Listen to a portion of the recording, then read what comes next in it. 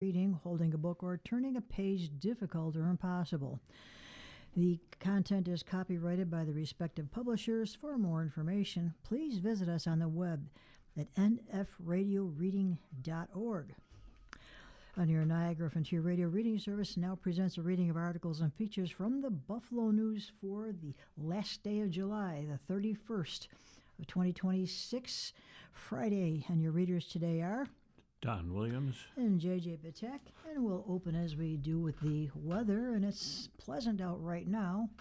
The sun is breaking through clouds at time today. It's broken through pretty good so far, with a high of 84. Partly cloudy tonight with a low of 67. Tomorrow, Saturday, we'll have a thunderstorm around with a high of 84 and a low of 65. Sunday, rain and a thunderstorm with a high of 75 and a low of 63. Monday, a few morning showers, a high of 78, low of 60. Tuesday, mostly cloudy with a high of 82 and a low of 65. Wednesday, few morning showers with a high of 83 and a low of 66. And Thursday, humid with a few showers with a high of 80 and a low of 65. Nice and seasonable. The high temperature yesterday was 75 and a low was 62. The normal high is 80, the normal low is 63, and the record high was 93 way back in 1955. The record low was 47 in 1968, and last year the high was 88 and the low was 69. The air quality index is good to moderate, and the sun rose this morning at 6:06 a.m. Those days are getting shorter. The sun will set at 8:38 p.m. tonight, and the moon will rise at 9:42 p.m. and will set this morning at 8:03 a.m. And the weather trivia. What was the worst drought in the United States history? And it was the 1930s Dust Bowl days in the central and southern plains. So that was... Turning to the front page, Aaron Besker, the news staff reporter, tells us a 46-year-old Buffalo man died yesterday morning in a collision between a sedan and the electric bicycle he was riding, Town of Tonawanda police said. The collision happened at about 7 a.m. at the intersection of Delaware Avenue and Sheridan Drive, police said in a news release. By the time police arrived, the e-bike rider was dead. Police identified him as Wilfredo Morales. The driver of the sedan, a 47-year-old Buffalo man, is cooperating with the investigation, police said. Police did not release any further information about the collision. A preliminary investigation indicates Morales was heading south on Delaware and passed a red light at Sheridan, Tonawanda Supervisor John Flynn said. Witnesses have told police they saw the bicyclist go through a red light, and police are canvassing for video in the area to determine whether that was the case, Flynn said. Police ask anyone who may have information to call 716-879-6614 or the department's confidential tip line at 716-879-6606. Police diverted traffic in the area as they investigated. The case is being handled by the department's Accident Investigation Unit and Criminal Investigation Bureau. The surge in e-bike usage has led several municipalities, including the city of Tonawanda, Clarence, East Aurora, and North Tonawanda, to establish their own regulations that cover electric bicycles and scooters. The local rules also follow crashes involving e-bikes and e-scooters, some of which have led to serious injuries or death. And there was a big piece in Sunday's paper about those rules in various communities. Those include a 15-year-old North Tonawanda high school student who was seriously injured in June, and a 16-year-old Clarence high school student who was killed while riding an electric dirt bike last year. Hospital admissions for e-bike-related injuries are expected to double or triple this year at Golisano's Children's Hospital, Clyde health officials told the Buffalo News this month. The town of Tonawanda has not passed its own regulations for e-bikes and e-scooters, but is currently reviewing its options, Flynn said. The majority of complaints town officials have received about e-bikes involve bike paths and trails in the town. Town police officials have told Flynn about the difficulties in enforcing speed limits on trails, he said. For the time being, police are using bicycles, UTVs, and ATVs to have a presence on the trails. That's a pretty difficult thing. I saw part of that yesterday. It was a mess. And the stadium buzz spurs a wave of nearby property listings. This is from Mike Petro of the News. Want to own a property next to the Buffalo Bills' new stadium? You've got a lot more options to choose from these days. More properties are on the market around the $2.2 billion stadium set to open next month now that a few lucrative sales have happened in the area. Since the owners of the Bills Mafia House raked in nearly $850,000 on their Fay Street property earlier this year, it's had a domino effect on the area's available market. 4 properties within a short walking distance of the stadium have gone on sale over the past few months. They include 5227 Big Tree Road, 5255 Big Tree Road, and 5099 Big Tree Road, as well as 53 Fay Street.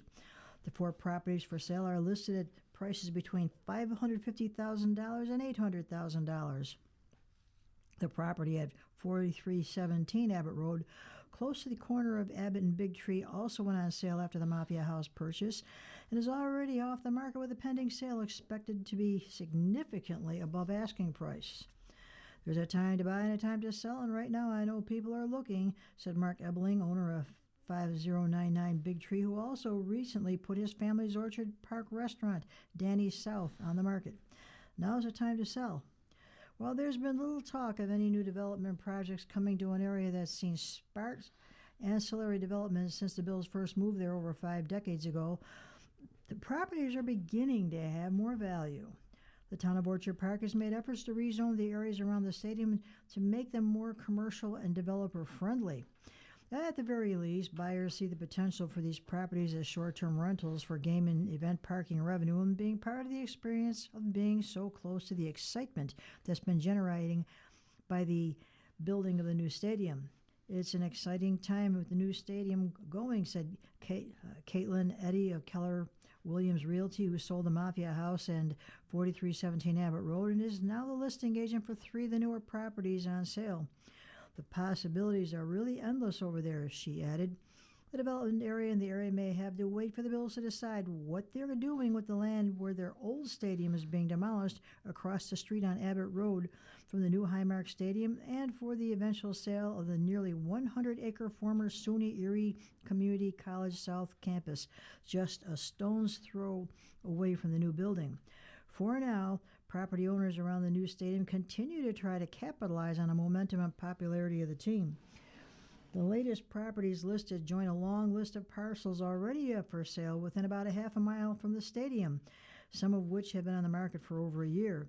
It means there are certainly no guarantees of property sale, especially some of the listed prices. There are other properties and multiple parcels for sale in the area for as much as $3.5 million. Longtime local staple restaurant Danny's South and the 2 acres of property it sits on at the corner of Abbott and Big Tree are listed for $5.7 million. Wow. Across the street, a 1.1 acre commercial property at 4270 Abbott that includes a former salon, now used as office space. An apartment is for sale at $1.5 million in what is a busy area for available real estate. A lot of the interest for these houses has been from fans, Eddie said. They figure they may as well get a secure spot for themselves and make some money. The property at 53 Fay Street, across the street from the Mafia House, is listed for just under $800,000. It has been on the market since April. The 1,200 square foot ranch on 0.45 acres went for sale right after the Mafia House sold. Its asking price has been reduced from its original listing price of $900. The property is right across the street from the new stadium, close to the Bills Field House on the east side of Babbitt Road. It is situated within the new mixed-use stadium zoning district in Orchard Park and has the potential for residential, commercial, and other hybrid uses, Eddie said. She's also the listing agent for 5227 Big Tree Road, which has just went on the market last week for $550,000. It has the potential to be a primary residence with a 1,900 square foot home, and its 0.6 acre lot provides the capacity to park cars as a game day revenue generator. With the commercial zoning, the property could also become shops, office space, or a restaurant or a brew pub. Abilene is not only selling Danny South, but also the short-term rental property next door at 5099 Big Tree Road, which is listed for just under $600,000. The property has a capacity to park about 50 vehicles on game days, as well as a potential for business uses with the commercial zoning there. Abilene said he's been charging $850 per night for at least a 2-night stay during football season when the Bills have some home games. He purchased it 3 years ago for over $125,000, just as a new stadium was starting to be built, and put $17,000 into the interior. 2 acres of property in a 2-bedroom ranch house at 5255 Big Tree Road is for sale by the owner and lists for $750,000. Game day parking revenues for the property are listed at between $5,000 and $15,000 per game. Wow. The Bills Mafia House, a popular tailgate destination between the Bills practice facility and field house and the new stadium off Abbott Road, was sold to the owner of an RV business out of Rochester in the Syracuse area. Shane Prouty, who owns the Bill Mafia House for 13 years, quickly sold it for $810,000, which was over $100,000 more than the asking price. He paid only $58,000 for the property in 2013. And Gary Trello, who was embroiled in a legal battle over Crosby's gas station and convenience store project next door to his home, is finalizing the sale of his 4317 Abbott Road property. His property is under contract, but is not closed, so details of the sales have not yet been released. He was asking $420,000 and likely got nearly $100,000 over the asking price for the 1-acre property that includes 1,150 square foot home and can be used for game day and event parking. And around 10 other properties are on sale within a mile or so of the new stadium, and some have been on the market for years. That includes a 6-parcel, 5.6 acre property highlighted by 1,300 square foot home and popular tailgate spot, yellow brick parking lot at 5265 Big Tree Road across from the field house side of the old stadium. And the parcel on the corner of Southwestern Boulevard and Abbott Road, which included the former KK Food Mart, sold late last year for $2 million to local business owner and real estate investor John Duncan and his wife Ashley Brown. They reopened the 2,500 square foot convenience store at 3846 Southwestern Boulevard, which is now known as the Staple. The 2022, the Bills purchased the former mud lot, where the team knocked down a house and converted the 8 acres on Big Tree Road into parking for stadium and staff, and the Bills paid $2 million to purchase the property, but that was about half the original asking price. Hamburg, which borders the stadium and Orchard Park, is close to approving a plan to rezone the area around the new stadium that would allow for up to 6-floor hotels outside the 1,000 feet closest to the stadium. The rezoning would include most of the 100-acre parcel of SUNY Erie Community College that is expected to be up for sale later this year or next year, and many believe is the most ideal space for a much-needed stadium area hotel to be built. The Bills said they are open to the possibility of mixed-use development on the east side of Abbott Road, where the Fieldhouse, Administration Building, and Team Store will remain. So, more stuff. I don't understand all the excitement about building around the new stadium. They had a half a century to build in that area with the stadium there, but, well, we'll see. Beats me. Stephen Watson reports that Turkey Trot racers will follow a new route in the 131st running. For generations, Thanksgiving Day has started the same way for thousands of Western New Yorkers by lining up on Delaware Avenue between Kenmore and Hurdle, waiting for someone to yell, "Go!" Starting this year, that tradition will change. The 131st running of the YMCA Turkey Trot, believed to be the longest continually held road race in the United States, and all future editions will follow a new route. This course will keep runners from far from North Buffalo and the now closed institution that served as its home for decades. The Thanksgiving Day race for the first time will follow a circuit route that begins and ends at the Buffalo Convention Center, the YMCA Buffalo Niagara announced yesterday morning. The race traditionally began at the Delaware Family YMCA in North Buffalo and ran south down Delaware Avenue to its finish at the Convention Center. YMCA officials say they didn't know how long this course had been followed, but it has been in place for years. However, the Delaware YMCA branch closed in April last year.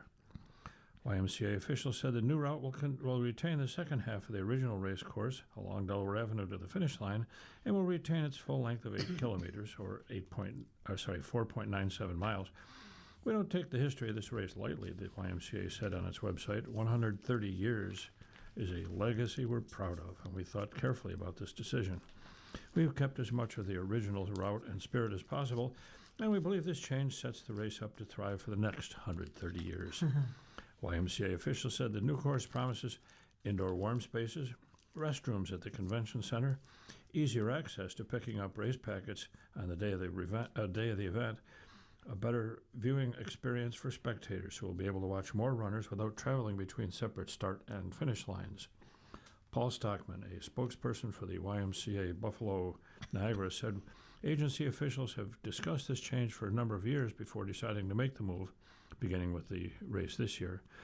We think that in the long run, people will absolutely enjoy being able to just park your car, walk over to the starting line, run the race, and then when you get done with the party at the convention center, just walk right back to your car, Stockman said, instead of having to catch shuttles and having to worry about the logistical concerns that might have come with years past. The Turkey Trot has been an outlier among most road races locally and similarly well-known events. The Ride for Roswell, for example, starts and finishes at the University of Buffalo.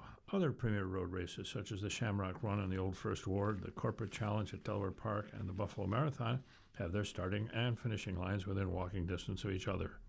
The YMCA Turkey Trot began in 1896 and is the YMCA Buffalo Niagara's largest fundraising event. The 100th anniversary of the race, held in 1995, saw a record 6,003 registered runners and 5,480 cross the finish line. The participant field crossed the 10,000 threshold in 2008 and is now capped at 14,000. Registration for the 2026 YMCA Turkey Trot opens August 7th, which is next week. It's awfully early for a race, but I know people that run that. Well, you are listening to a reading of today's Buffalo News on your Niagara Frontier Radio reading service, and it is 17 minutes past the hour, and we are moving on to the opinion page. Business wins is the editorial today. Retail's having a moment. Costco's delayed Amherst opening and newly confirmed plans for a second location in West Seneca are signs that Buffalo Niagara has become too attracting for a market for the warehouse giant to ignore any longer. The news, as Mike Petro reported, to the disappointment of many area shoppers, that the first Costco heading to the region is now expected to open by the end of October. As the latest for the expected store at 4230 Ridgely Road, this is yet another delay for a project that has had its share of delays. But there's some good news to the south. Matt Glynn reported that Costco will open a store in West Seneca. Supervisor Gary Dixon, clearly satisfied with the development, announced the latest plans for the former Seneca Mall site that have been submitted to the planning board, and Costco is the identified anchor tenant, which is a good place for it. The planning board is scheduled to meet on August 13th. There will be more to go around for Costco shoppers, as the two warehouse clubs will be split between the North Towns and the South Towns. As noted, the downside is that in a stagnant market, the warehouse club will take away market share from other stores, but the upside, besides satisfying those cravings, a local Costco, is attention to this region by a national retailer. And for manufacturing investment is arriving in many forms, and that's also good news. Beyond the splashy retail announcements, Habesit's decision to shift manufacturing work from England to Buffalo shows that the region can still compete for industrial jobs and capital investment. Habesit manufactures conveyor belts. As Glenn reported, the company said it will close a manufacturing site in England and shift those operations for Buffalo.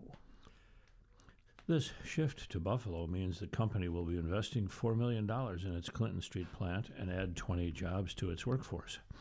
Infrastructure improvement will result after the company moves and installs equipment to its plant in the Clinton-Bailey neighborhood. The company fell shy of its request of 700 kilowatts of low-cost power. The New York Power Authority Board of Trustees approved 420 kilowatts. Even a modest amount like 20 added jobs for a company that already employs 53 full-time employees in Buffalo is worth noting. Habasit plans to start the initial phases of its project this year, with completion expected in 2027. And startup momentum. ICYMI, Buffalo's entrepreneurial ecosystem, is once again in the spotlight as Ognomy Sleep, a Buffalo-founded virtual sleep medicine company, closed a $20 million funding round to fuel its national expansion. Founder Dr. Daniel Rifkin insists the company is remaining rooted in Western New York, adding jobs locally while building a platform that now serves patients in all 50 states. The 43 North finalist from 2021 intends to streamline the entire sleep apnea care journey, as Petro wrote. It starts with referral and home sleep testing to diagnosis, treatment coordination, and long-term adherence support through a virtual-first model. The startup recently received the 2026 MedTech Breakthrough Award for Best Overall Sleep Tech Solution. The business may be growing across the country, but Rifkin is remaining loyal. We're Buffalo true and true, and we're going to stay here. The investment is another sign that Buffalo's growth story extends well beyond retail and manufacturing. Yay. So we have a couple of interesting editorial cartoons. Mike Lukovich has a cartoon here with Dr. Anthony Fauci sitting, being questioned by a panel of GOP men, and he is pleading the fifth, saying their COVID questions are so stupid and dishonest, I need a bottle of vodka. The fifth, huh? Yeah, there's a fifth. Actually, it sounds like a pretty good idea. And from Tom Stiglitz of the Creative Syndicate, we have the mayor of New York, Zohran Mamdani, holding a paper titled Pay the Terror Tax while he smiles at someone ahead of him who is labeled Rich New Yorkers. That's kind of a thing about the raising the taxes for the rich, which they have unfortunately found that hits a disproportionate number of middle-class people. So we'll see how that pans out. I had to look it up. A pied-à-terre tax is a supplemental real estate tax on expensive properties that are not occupied by the owner. Right. Yep. Well, we're turning now to the main editorial, this time written by Chicago Tribune editorialist Daniel DePetris. Nicaragua slides further into dictatorship with election ban. When most people think of dictatorships or autocracies, they usually point to countries like North Korea, Iran, Russia, and China. Yet there is a nation just as repressive as those on this list, and it just so happens to reside in America's own hemisphere.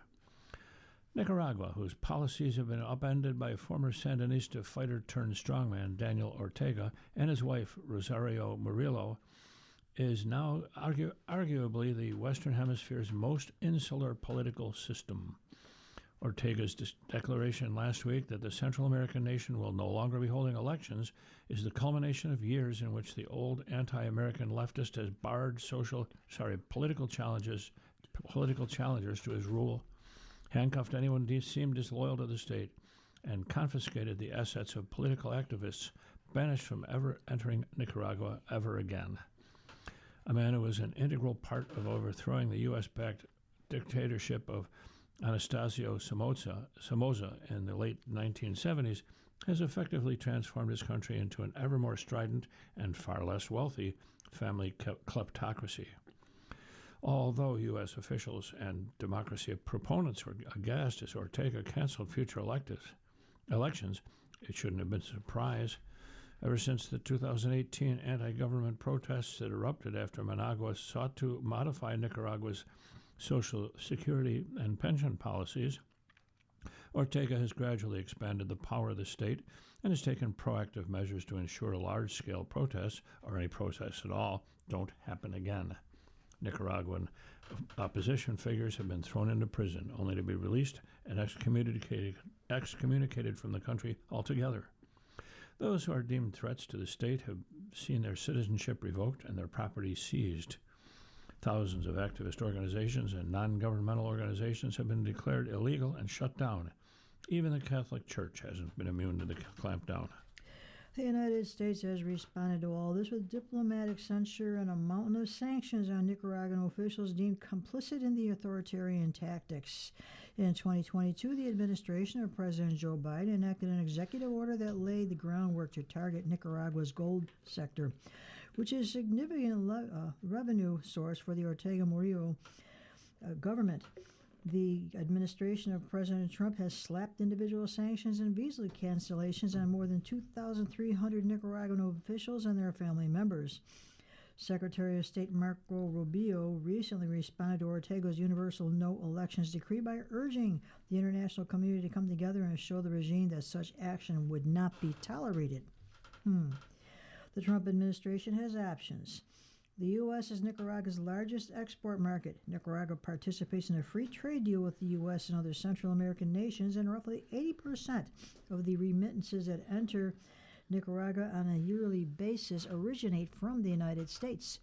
Washington could issue new regulations capping the amount of money that Nicaraguan workers could send to their family members back home, much as it does with Cuba. Trump could label Nicaragua as a violator of the Free Trade Pact, paving the way for higher tariff rates on Nicaraguan goods entering the U.S. market. Or he could suspend trade altogether and sanction anyone who does business with certain sectors of the Nicaraguan economy. Sanctions and pressure, however, aren't a panacea. And while Nicaragua may be the second poorest country in the Western Hemisphere after Haiti, Ortega isn't without cards to play. The first lever he could pull in retaliation is weaponizing migration, as he's done in the past. There was a time not long ago when Ortega opened up Nicaragua as a cheap transit point for Cuban, Haitian, and African migrants who sought to enter the United States. The open-door policy scheme could kill two birds with one stone.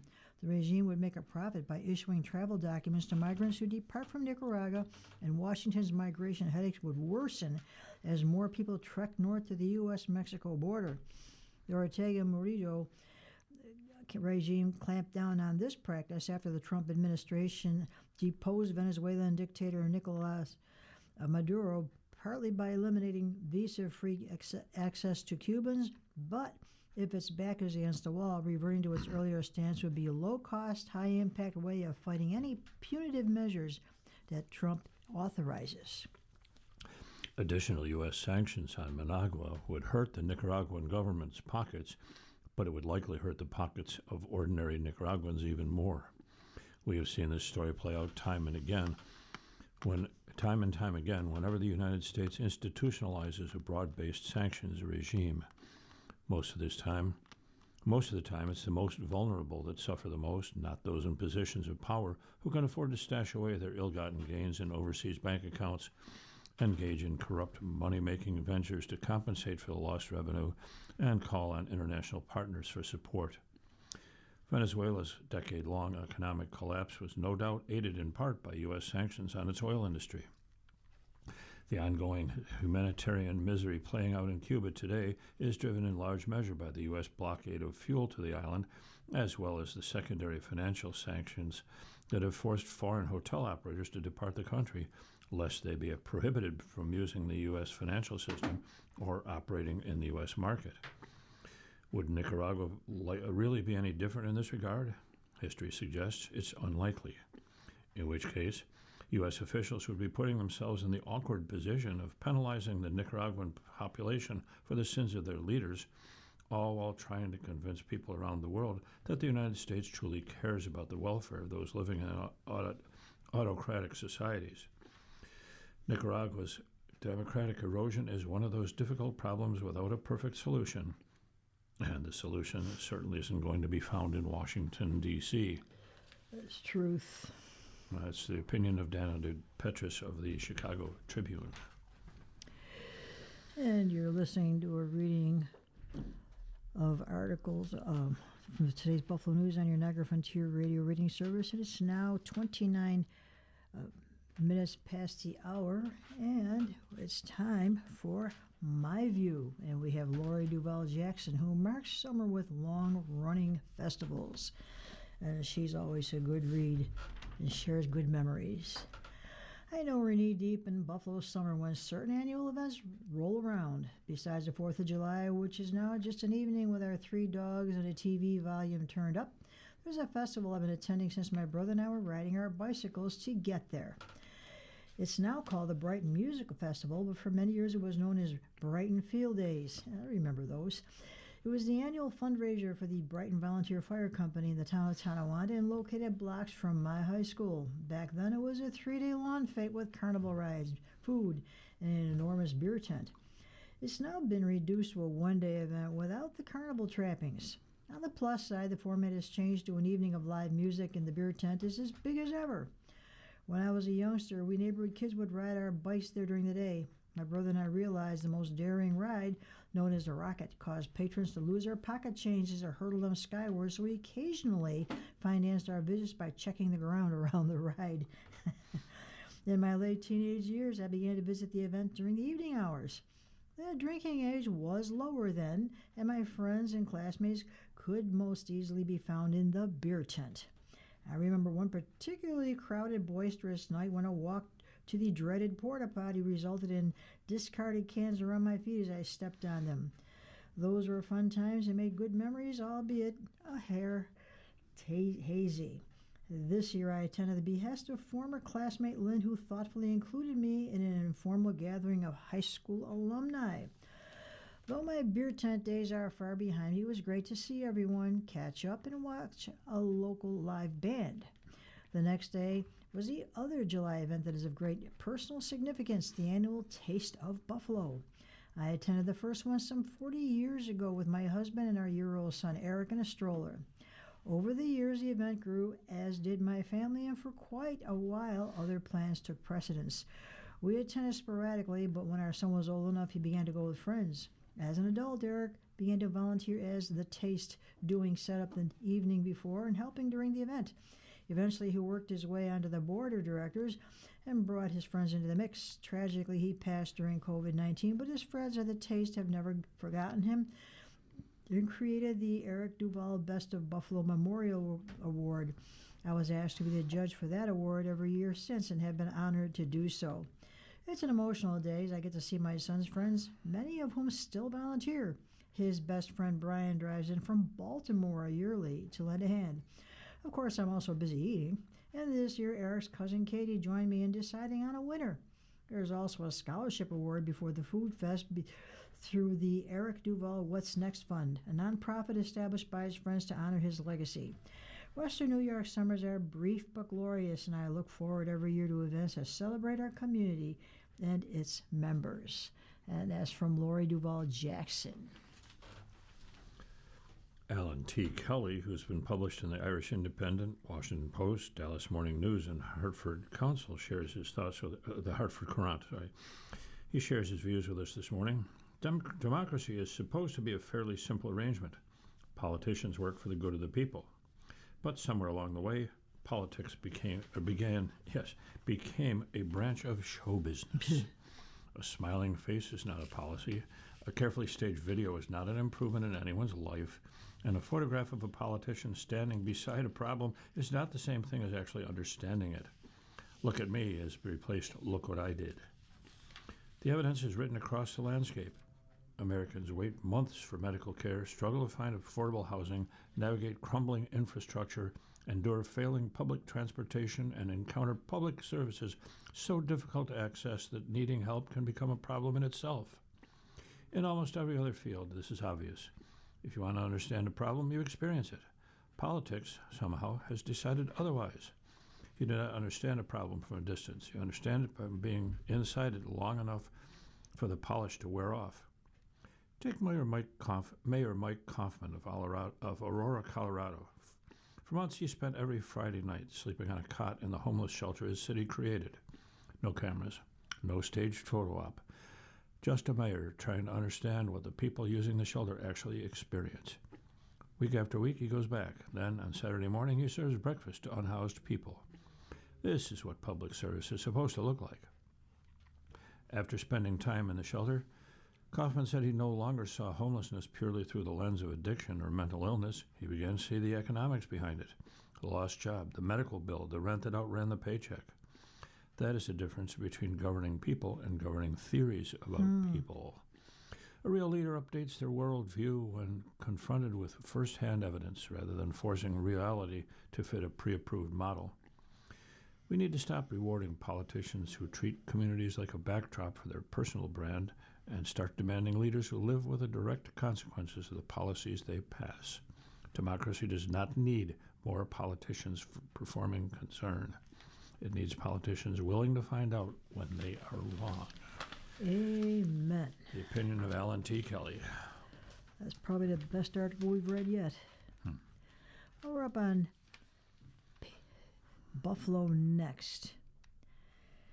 At higher monthly payments spark, am I in the right article? Yes, higher monthly payments spark a decline in leasing, and this is from Kaylee Hall of Reuters. Vehicle leasing has declined in the United States in recent years, curbing what has long been a preferred route to new wheels for many car shoppers. Before the pandemic, leasing accounted for around 30% of the U.S. new vehicle market, according to research firm J.D. Power. That percentage fell to 17% during post-pandemic car shortages, and leasing has still not fully recovered. In the first half of 2026, leases accounted for 23% of new car deals. A big reason for the decline? Automakers have gotten stingier or unwilling to offer low monthly rates that historically enticed buyers to lease. Shoppers returning at the end of their term often are presented with monthly rates on their next lease that are a few $100s higher. The customer still has a desire to lease, said David Ferrez, a New Jersey General Motors dealer. The big challenge is getting the customer to accept the much higher-payment. The decline in leasing has contributed to a broader affordability crunch for U.S. car shoppers and crimped the flow of returning customers to dealerships. The lack of cheap leases has pushed some buyers instead to stretch their financing terms sometimes to as long as 7 years. When buyers lease a car, they make monthly payments, typically over 3 years, and at the end of the term can purchase the vehicle at a predetermined resale price. If not, the lender, often the automaker's finance companies, takes the car back. Leasing typically gives buyers lower monthly payments than on a finance purchase. For automakers, leases are generally less profitable, but they help boost new vehicle deliveries and keep a steady stream of buyers coming back. Leasing is especially popular among luxury car buyers who like new features and designs, but automakers learned a lesson amid a vehicle availability crunch from 2021 to 2023, which stemmed from a computer chip shortage. Keeping dealer inventories tighter curbs the need for discounts and other incentives, including lease deals. That new approach, along with higher interest rates in recent years, means lease customers are paying more. Leases still offer lower monthly payments. The average is about $650 a month compared to $800 to finance a new vehicle, according to J.D. Power, but they're still nowhere near as good as they used to be, said Ivan Drury, Director of Insights at car shopping site Edmunds.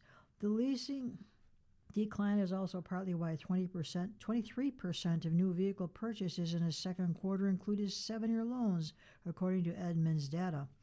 Honda has recorded an increase in 84-month purchase loans. The automaker's overall lease rate remains higher than the industry average at 26% in the second quarter, but is below pre-pandemic figures. Leasing used to be a lower price point. That may not always be the case anymore, said Lance Wolfer, Honda's Vice President of Automobile Sales. The drop in leasing has been frustrating for some dealers who generally like leasing because a 3-year term ensures a steady flow of returning customers. Dealers say customers cringe when they see a lease payment offer that costs $100 to $200 more per month than what they were paying. The drop in leasing also crimped a key supply source for the used car market because vehicles returned after a lease typically move to a dealer's pre-owned car lot. Used cars have been in short supply since the pandemic, driving up prices.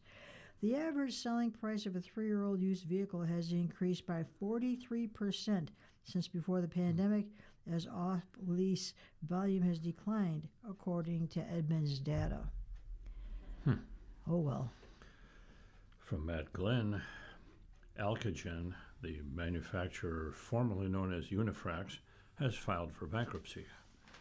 Unifrax changed its name to Alcogen in 2022 and moved its corporate headquarters to Irving, Texas, from the town of Tonawanda. Alcogen, which makes high-temperature insulation products, has maintained manufacturing operations in Tonawanda since moving its headquarters. Its number of local employees could not be obtained. We have the support of our financial partners, a strong underlying business, and an unwavering focus on serving our customers around the world, said Brian Whitman, Alcogen's CEO. Throughout this process, we expect to operate as usual while taking an important step toward emerging with a stronger financial foundation that will enable us to continue investigating and innovation, supporting our customers, and executing our long-term strategy. Alcogen is going through what is known as a prepackaged Chapter 11 bankruptcy filing, aimed at enabling a company to complete a restructuring more quickly. Alcogen says it expects to complete a quick, efficient, court-supervised process in approximately 60 days. Alcogen said it expects to eliminate $3.1 billion of debt and emerge with about $200 million of liquidity. The company said it was not anticipating any disruption for employees, customers, suppliers, or business partners.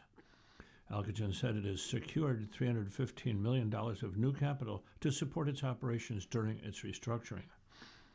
Alcogen has about 3,900 employees in 23 countries and operates about 50 manufacturing facilities. The change in name and headquarters location stemmed from Unifrax's acquisition of Lidol, a manufacturer of specialty filtration materials with a worldwide presence. The $1.3 billion deal was completed in 2021. The name Alcogen is the combination of a reference to alchemy and a shortened form of the words next generation. When the company disclosed its plans in 2022 to move its headquarters to the Dallas area, then President and CEO John Dandolf said relocating there would enable us to attract the best talent and more efficiently interact with customers anywhere in the world. The company also said it chose the Dallas area for the corporate headquarters because of its access to international airports and the ease of flying customers into and out of the city. Well,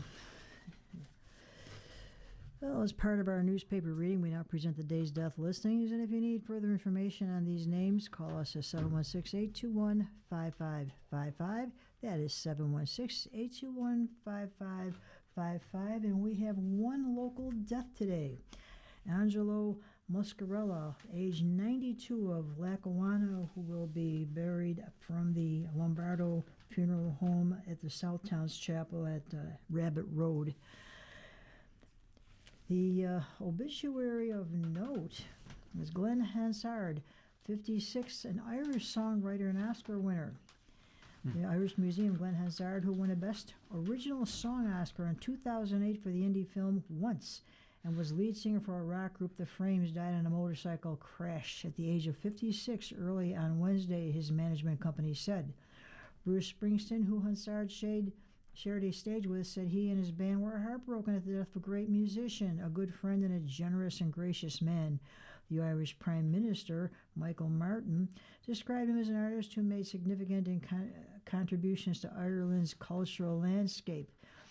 He began busking on the streets of his native Dublin at the age of 13 after dropping out of school and formed the Frames in 1990, and the band's popularity at home helped make their lead singer a fixture on the Irish music scene for the next 4 decades.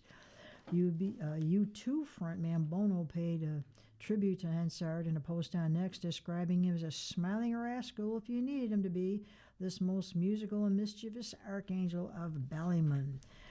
And Bono said Hansard could never walk by a person living rough without checking if they were okay, and praised his work to help reduce homelessness. Voice of the Streets, a choir of angels in one man, Bono said. He released a number of albums under his own name, receiving a Grammy nomination in 2016 as part of the duo The Swell Season with fellow Oscar winner and once co-star Marketa Irglova.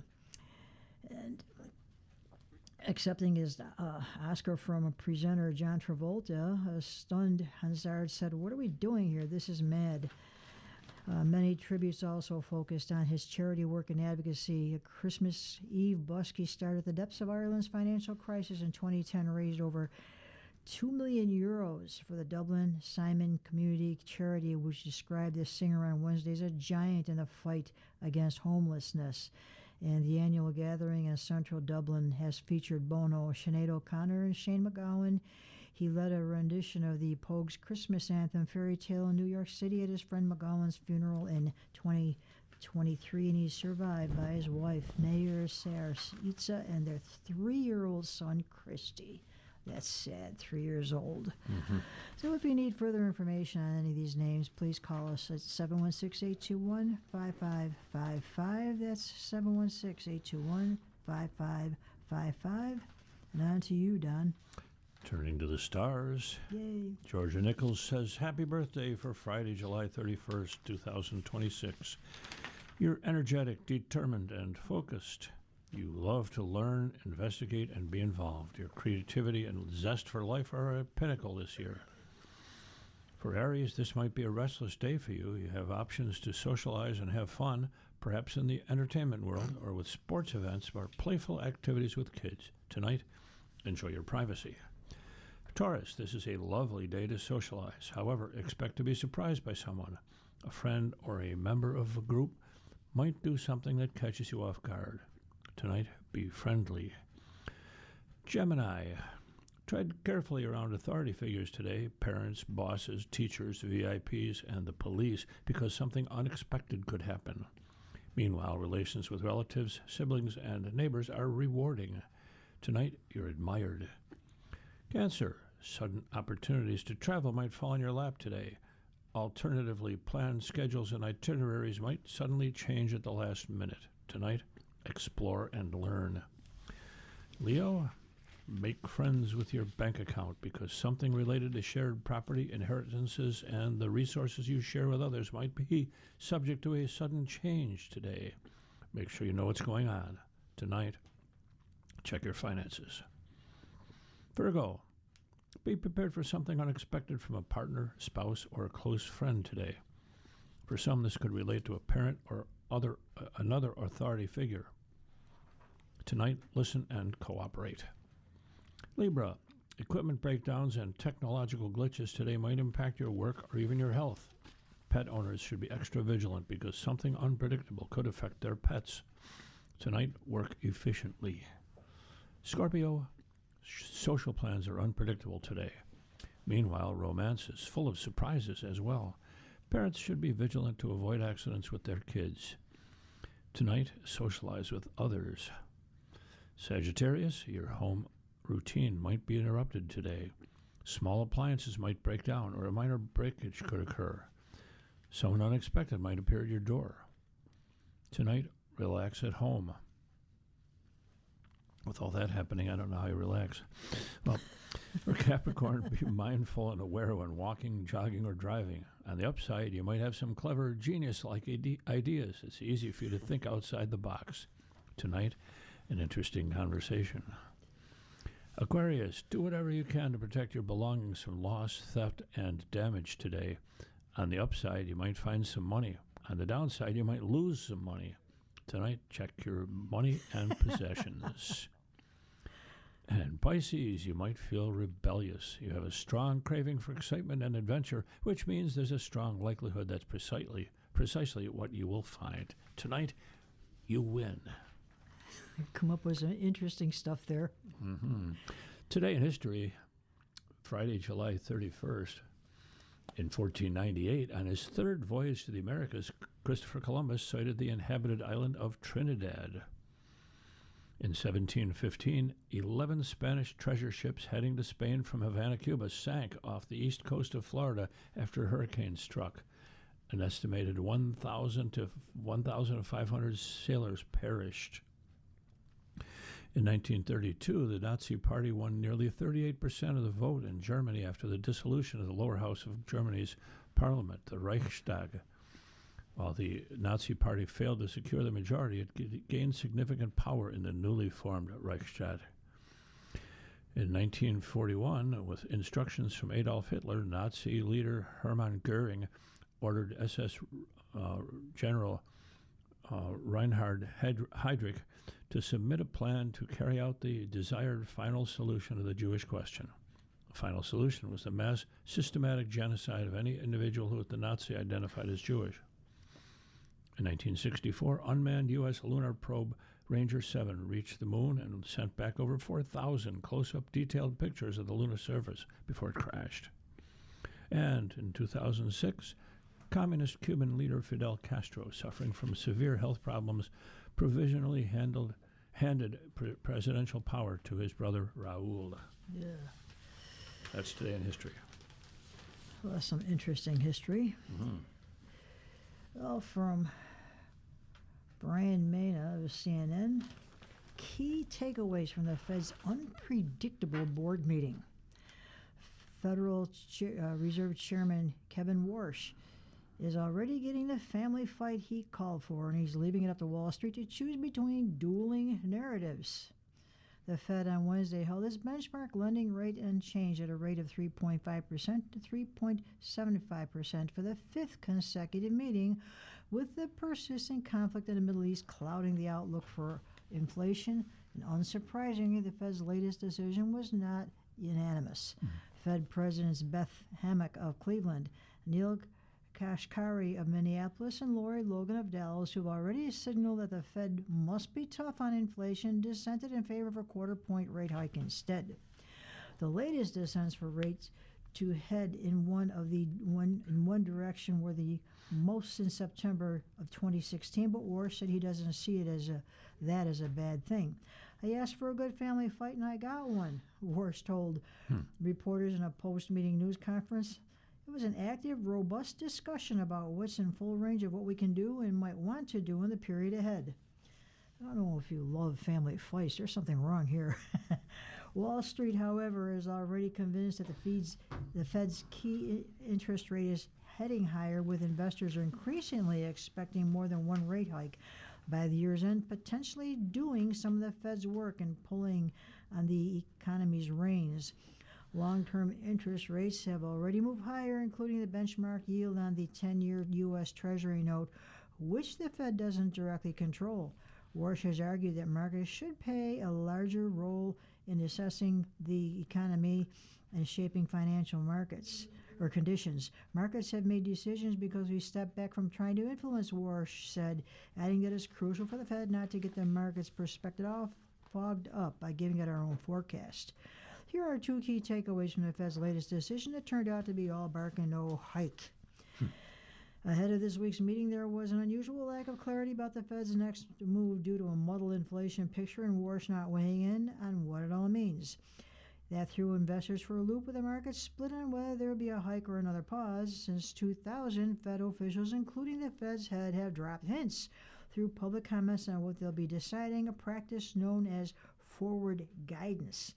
Markets became accustomed to that guidance, but now they're being weaned off it because times are different, according to Warsh. In a lot of countries coming out of the 2008 crisis, we were in a crisis mode and we were purposely provided a lot of information, trying to provide a lot of insurance, trying to tell people exactly what we're going to do, Warsh said. In crisis mode, that strikes me as a very prudent policy, but in more benign conditions, it strikes me as worth revisiting. Warsh, however, said markets won't be dictating what the Fed ought to do. We're not going to be constrained by market prices, he said. We're not going to be constrained or take verbatim what the market's doing, but I think it's useful to understand that markets can be a very good source of information. The problem is that markets don't always get it right, such as during the burst of the dot-com era financial bubble.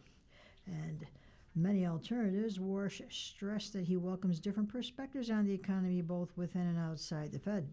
Surprises are not the objective, but at the same time, I would say we didn't come into this meeting feeling constrained by the full range of alternatives we had in front of us, he said.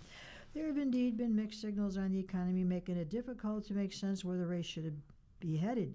Recent data shows the inflation eased sharply in June, but the ongoing war with the Iran war has pushed global energy prices higher, and without a permanent solution which would likely restore shipping traffic through the region, the global energy market remains destabilized. Such a scenario would raise the risk of inflation pressures broadening, such as by pushing up airfares and freight costs.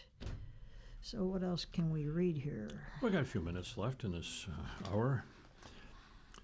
Ken Colburn of the Arizona Republic asks, ever cleared your browser history, searched for a product in a private window, and still seen ads for it minutes later?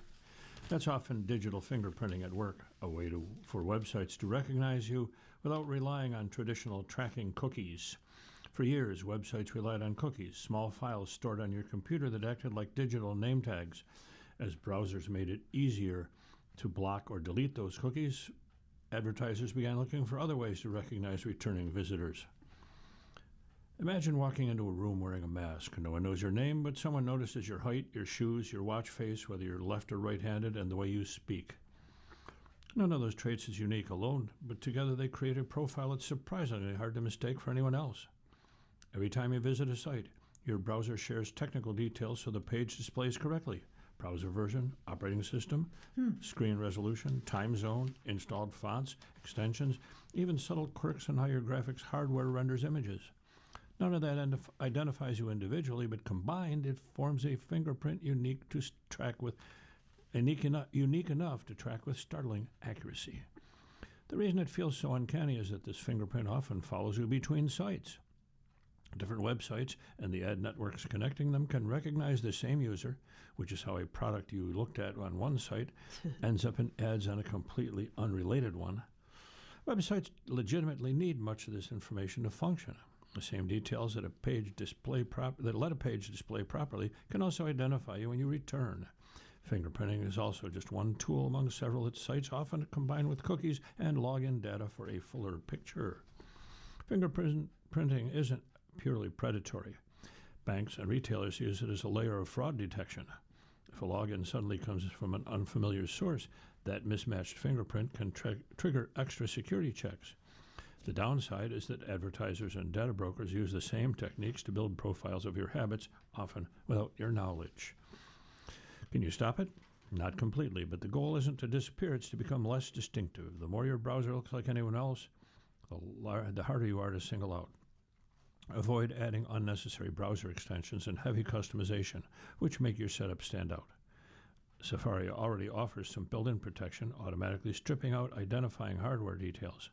Firefox's strict privacy mode and the Brave browser go further, actively randomizing your technical data so the device blends in with millions of others. Just know that stricter settings occasionally break a login or video on a trusted site, so you may need to create a whitelist of websites in your browser security settings. Also know that a VPN hides your location, but not your fingerprint. Private or incognito mode mainly stops your browser from saving history after you close it. It doesn't stop sites from fingerprinting you while you're using them. And this isn't limited to browsers. Phone apps can fingerprint you too, using a device model and sensors. Perfect online privacy doesn't exist, but understanding digital fingerprinting is a reminder that protecting your privacy is about making it harder for companies to recognize you. Well, that's an interesting bit of information there. Yep. You are listening to a reading of articles from the Buffalo News for today, Friday, July 31st of 2026 on your Niagara Frontier Radio reading service, and we'll return for more readings after this short break. Your readers today are Don Williams and JJ Patek. If you're listening to this publication online, you're probably using our website, a podcast player like Spotify or iTunes, a streaming service like Siro, or a smart speaker.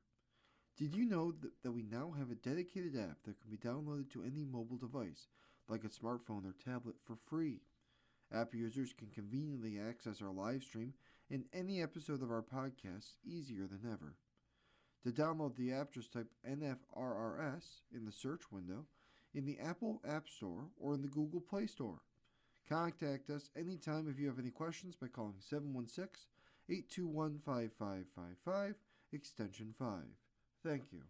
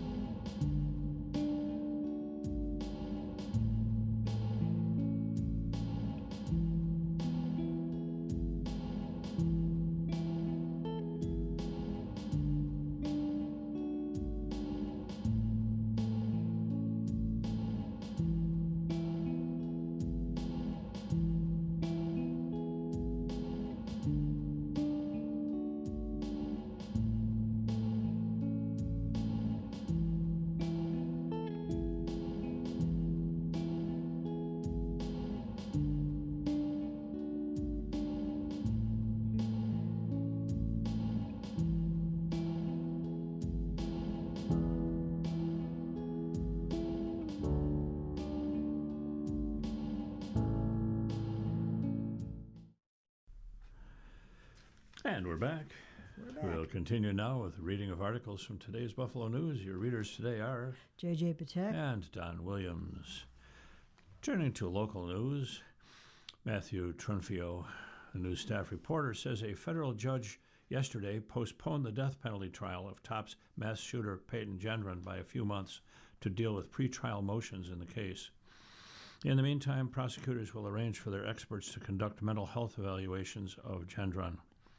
Potential jurors were supposed to be summoned to the courthouse for individual in-person questioning by the judge starting August 17th, with the trial previously expected to begin in October for the gunman who was already admitted in state court to killing 10 black people in his racist attack at the Jefferson Avenue Tops Market on May 14th, 2022.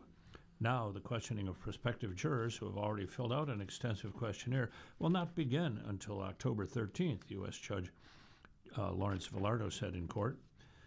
Prosecutors and defense lawyers estimated the jury selection process would take roughly 6 to 8 weeks. Judge Villardo said the trial would begin immediately after the jury is selected, leaving the likely start date sometime between late November and early December. The reports from the prosecution's mental health experts during the additional months before the trial will give the government the ability to meaningfully respond to the defendant's mental health claims, according to a prosecution motion. Gendron attended yesterday's hearing, marking the second straight appearance for a court hearing this month after missing 14 consecutive status conferences or oral arguments since May of 2025. Gendron also appeared at sessions over 9 days in June when prospective jurors came to the courthouse to fill out questionnaires. A federal grand jury returned a 27-count indictment against Gendron in July 22nd that includes hate crime charges. Before the mass shooting, Gendron detailed his plans and his hate toward black people in hundreds of pages of messages he posted online. In them, he described why he picked the location for the mass shooting. It was a crowded supermarket in a neighborhood with one of the highest concentrations of black residents in upstate New York. The Justice Department announced in January 2024 that it will seek the death penalty. Gendron, 23, is now serving a lifetime prison sentence on his guilty pleas to state charges in 2022. Gendron's lawyers want to be able to introduced numerous mental evaluations of Gendron at trial, although they indicated they do not intend to use all the evaluations they have. The evaluations include those from a psychologist, neurologist, and speech pathologist. Prosecutors want their own experts to conduct mental evaluations, and yesterday's hearing included a discussion about which evaluations procedures would be permitted to seek, which evaluations prosecutors would be permitted to seek. Prosecutors pushed for their experts to have discretion over what kind of evaluations to do. Villardo ruled they can carry out whatever evaluations the defense experts conducted. For any additional tests, prosecutors must prove to the judge they are necessary in prosecuting the case. I'm not going to limit the government to only doing tests the defense conducted, Villardo said, but what I am going to limit the government to is tests that would rebut the defense. Villardo said that if it becomes apparent during the trial that prosecutors need to conduct additional evaluations, he would allow them to do so. It's going to be a while yet. Yeah. From Matt Glynn, Buffalo Next Retail, the owners of Denny's franchise will pay $440,000 settlement. Current and former workers from 12 Denny's restaurants in Western New York will share in a $440,000 settlement between the franchise owners and State Attorney General Letitia James for failing to pay employees all the wages they were owed. A settlement announced Thursday involves franchise owners Reveal Management and Top Line Restaurants, which are both controlled by Arizona residents Glenn and Tina Beatty. The companies operate Denny's restaurants in 5 states, including New York. An investigation by the Attorney General's office found that more than 1,900 Denny's workers at 23 upstate New York restaurants did not receive the extra pay they were owed for long shifts, known as spread of hours pay, as required by state laws. Denny's workers kept these restaurants running through long days and late nights, and they deserve to be paid every dollar they earn, James said in an appearance in Buffalo on Thursday. These franchise owners clearly ignored or clear wage laws and shortchanged hard-working New Yorkers. About 300 of the workers covered by the settlement still work at Denny's restaurants. The average amount of payments the 1,900 workers will receive was not available. The restaurants involved in the settlement are in Western New York, the Rochester area, and Central New York.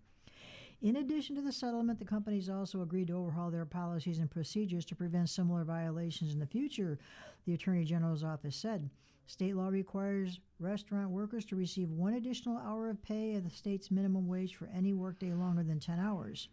The law is applied by the day, not by the shift, so it covers consecutive shifts worked within a single day, including meal breaks, rest periods, and time between shifts.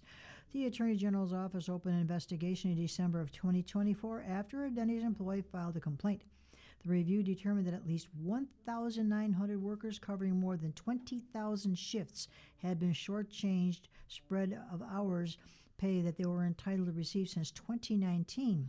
The investigation found that the company paid spread of hours pay only sporadically through that time, usually when the employee requested it. Under state law, the pay is due regardless of whether a worker requests it. James credited Steve Easton, a former employee from Batavia, with making a complaint to the Attorney General's office that led to the investigation. Assembly Majority Leader Crystal Peoples-Stowe called Easton a hero for taking that step.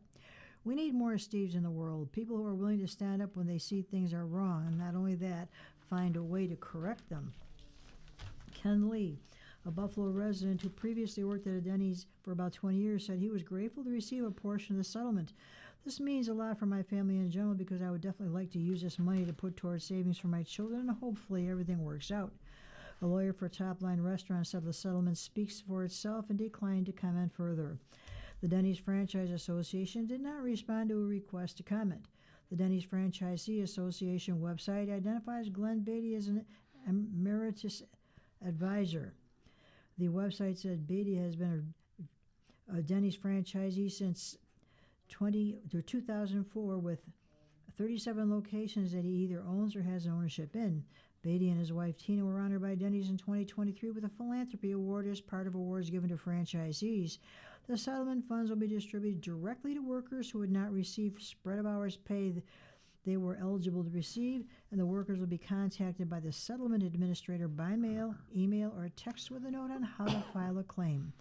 The franchise owners will also pay up to $40,000 to cover the costs associated with distributing the payments to eligible workers. And I'll tell you, those restaurant workers do work hard. Oh, yeah. I still remember tears in my eyes, some of the really good ones who put up with a lot of abuse. I had to chuckle about this. This one sentence in the article said the average amount of the payments the 1,900 workers will receive was not available. It took me 10 seconds to divide 440,000 by 1,900, $231.58. It was a very simple process to get an average. Yeah. Oh, well. Justin Sondel, another news staff reporter, tells us the owners of a historic East Side church complex that has been the scene of 3 fires this year are headed to trial over building code violations at the site. The owners of the former St. Anne's Catholic Church complex at the corner of Broadway and Emsley Street face a litany of building code violations and were in court yesterday morning to address those issues. The building is owned by Crescent Holdings, a limited liability company tied to the Muna Center of Buffalo Incorporated, a Bengali group that bought the long-abandoned complex from the Catholic Diocese of Buffalo last year, hoping to turn the buildings into a community center and school. Jack Danziger, the group's attorney, said the group has been working toward finding funding to continue its plans, but has struggled to do so in the face of the repeated fires. They don't have those kind of resources, Danziger said. City Inspector Justin Higgins testified that he has been to the site multiple times to check on progress and had not seen much work completed before a visit Wednesday, the day before the hearing. During a Tuesday visit, Higgins said none of the violations had been addressed. At that time, there was no progress, Higgins said. The building was structurally compromised. It was not secure. Property was not maintained. While on site Wednesday afternoon, Higgins saw people who Danziger described as volunteers cleaning and doing his landscaping work. Still, most of the violations remain uncorrected, he said. Housing Court Judge Philip Dabney, Jr. pressed Danziger to present a plan for bringing the buildings back into compliance. This is a small community where they raise monies from the community, Danziger said. All the monies that were used to purchase this property. They're victims as much as anybody else. Not satisfied with any of the answers presented by the attorney, Dabney set a trial date of September 24th, allowing the group most of the construction season to try to bring the buildings back into compliance. I guess my concern is that I don't hear plans how this file is going to be reconciled short of the trial, Dabney said. In the wake of the most severe fire in January, which nearly destroyed the former school building on the campus, city officials stabilized the remaining structure and have been pushing the owners to develop a plan to reuse or demolish the building at their own expense or sell the property. The cost of demolition is estimated to be as high as $2 million. If the city goes forward with emergency demolition, it would pay those costs up front and then use legal remedies to try to recoup the money from the group, which claims to be out of funding. Instead, the city has opted to stabilize the building and force the group's hand to either reuse the remaining structure, pay for the demolition, or sell the property. 2 other fires started on the complex in July, though both were contained quickly and confined to smaller areas.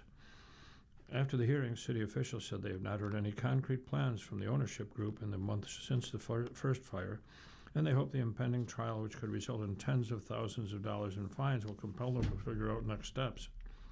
Deputy Mayor Thomas Baines said the group has received some offers to purchase the property, but that the city needs to be involved in that process to ensure that the next owners have the capital and a plan to improve the site. The city is exploring all possible options to get the property on the path to revitalization, including receivership and eminent domain, Baines said. We often are approached with folks who are interested in purchasing the property, investing in the property, Baines said, but just like in any other development, we have to go through the process of vetting those investors. Department of Permits and Inspection Services Commissioner Lou Petrucci said despite the recent fires, the other buildings on the campus remain in relatively good shape.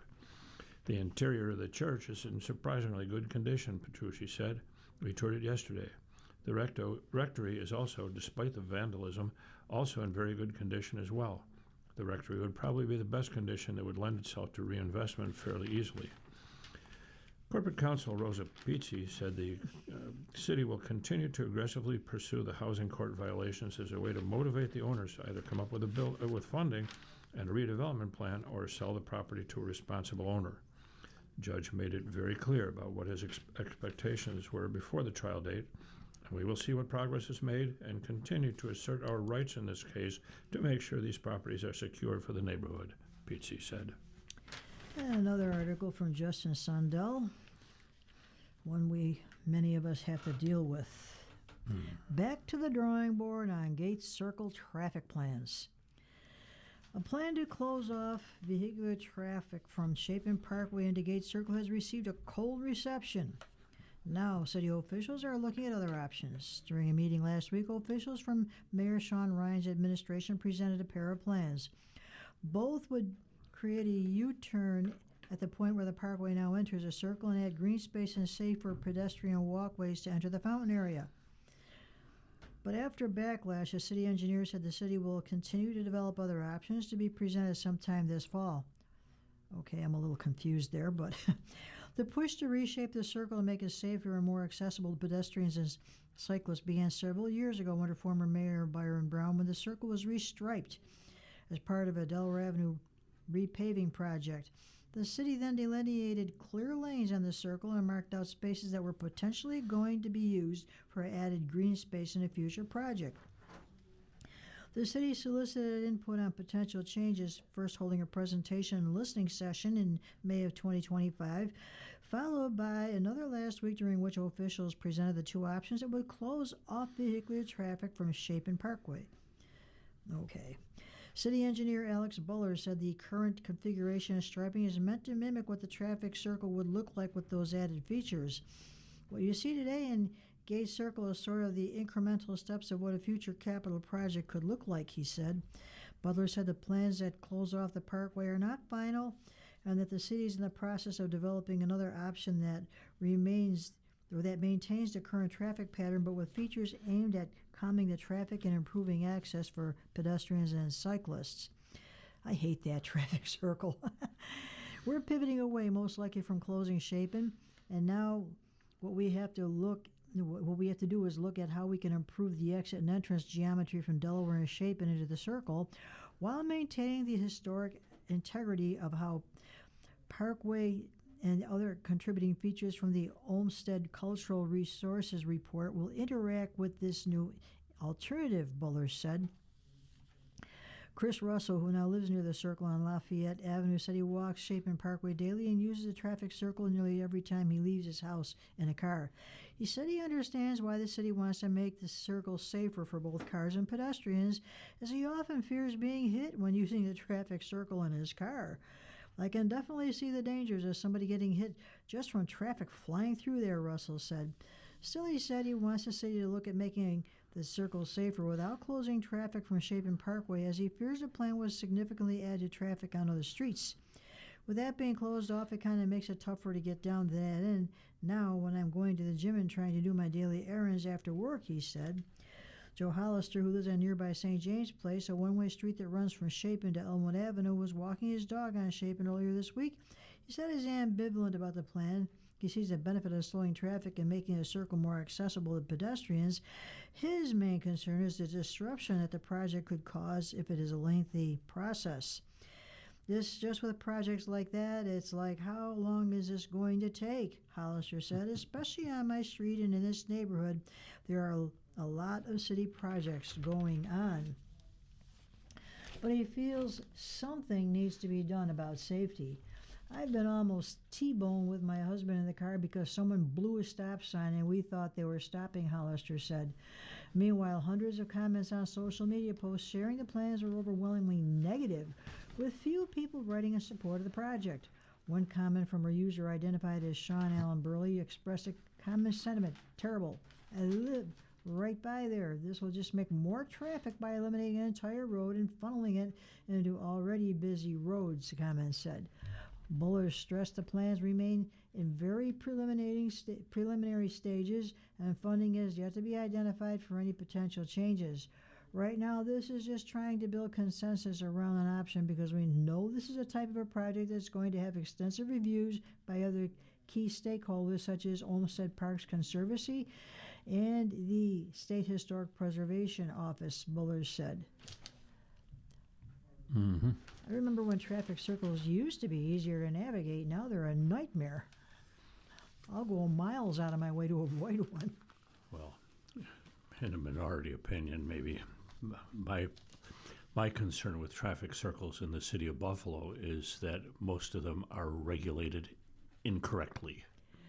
Stop signs do not belong to traffic circles, and except for Gate Circle and Symphony Circle, just about every other traffic roundabout in the city, including the ones in my neighborhood, have stop signs all over the place.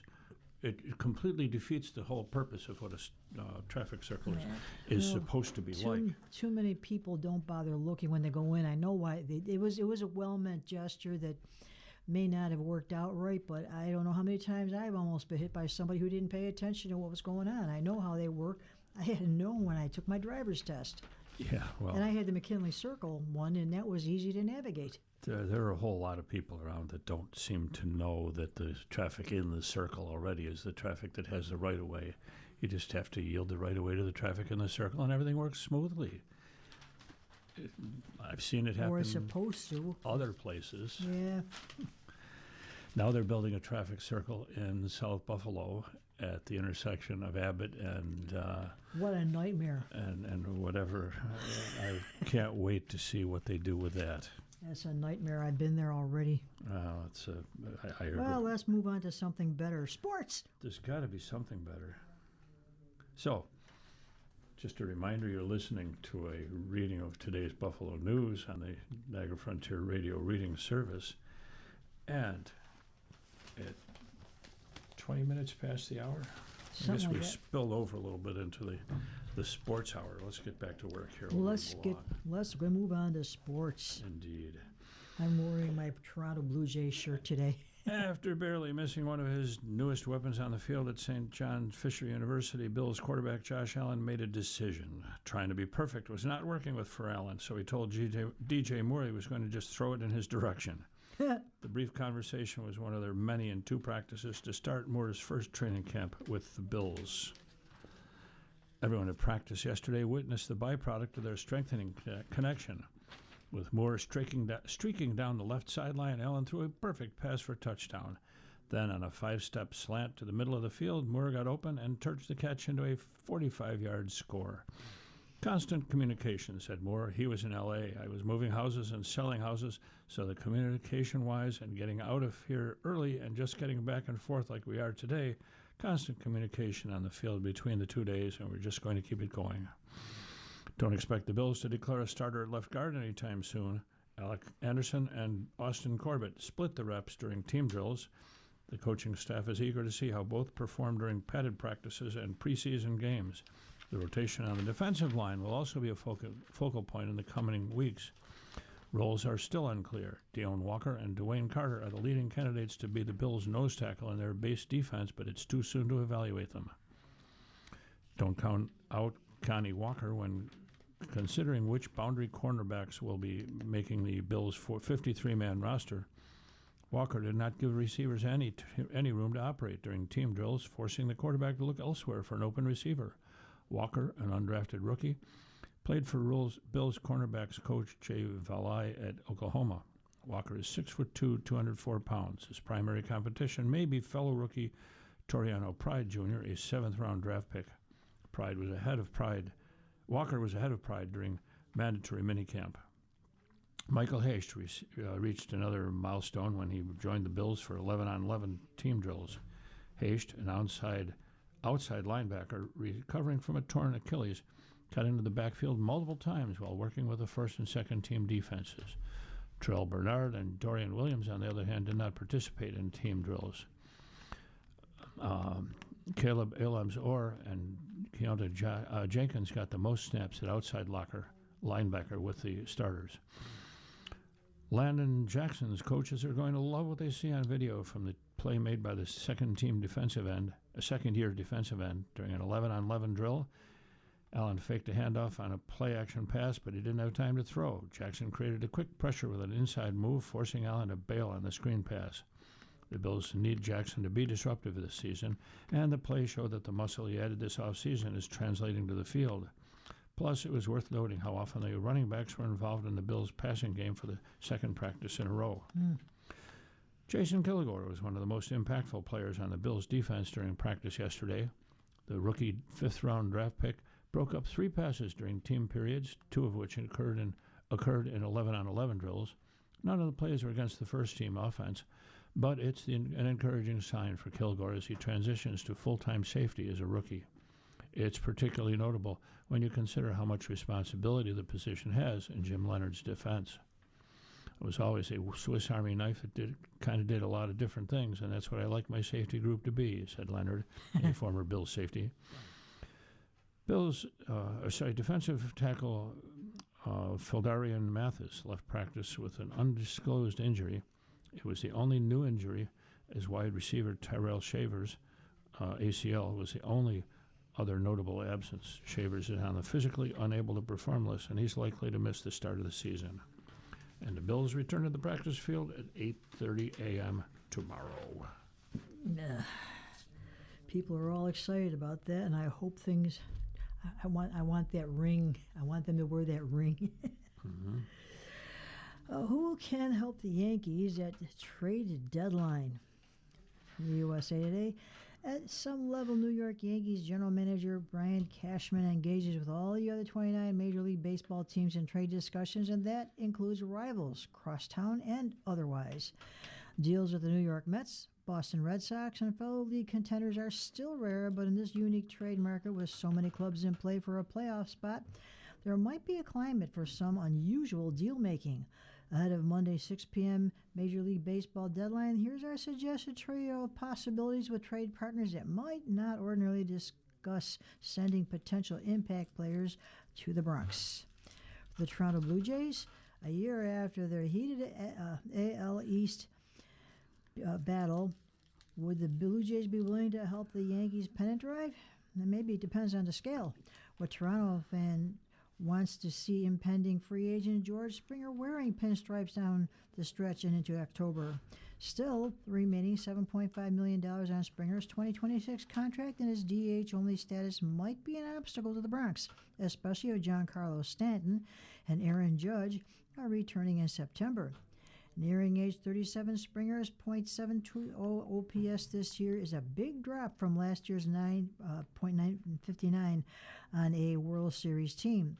Right-hand hitting outfielder Miles Straw, 31, hasn't approached last year's offensive output when he posted a 2.8 WAR, which is baseballreference.com, in 137 games, but Straw provides plus defense and base stealing, an ability with plenty of postseason experience dating to his Houston Astros day.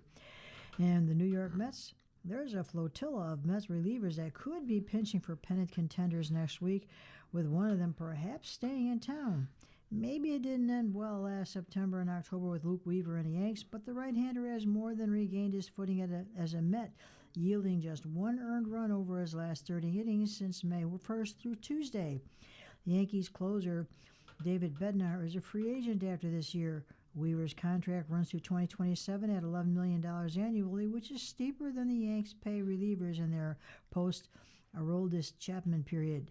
But there's an appeal to Weaver's New York experience as both setup man and a closer, with a contract that comes off the books after next year, and the Houston Astros. This might be a stretch, but there's a way for the Yanks and Astros to help boost areas of need at the big league level. Houston's bullpen ranked 18th among Major League Baseball clubs entering Wednesday, and their relievers had logged the third most innings of any AL club. At this rate, Camilo Doval won't have any leveraged role for the remainder of the Yanks' 2026 season. Meanwhile, the Astros optioned right-handed hitting center fielder Jake Myers, 30, at AAA, after a rough first half at .580 OPS in 52 games and a diminished role.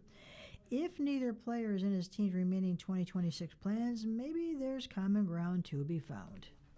So we'll see what happens there. Well, we just finished the World Cup a couple weeks ago, and they're back in the news. The UEFA's member associations have unanimously voted to boycott the World Cup and other FIFA competitions in protest at FIFA's plan to sell stakes to external investors in a subsidiary that will run the global governing body's tournaments. European soccer's governing body said following a virtual meeting yesterday. World Soccer's ruling body said on Tuesday it plans to create a $20 billion subsidiary to run the World Cup and other events, and will offer stakes of up to 20% in it to external investors.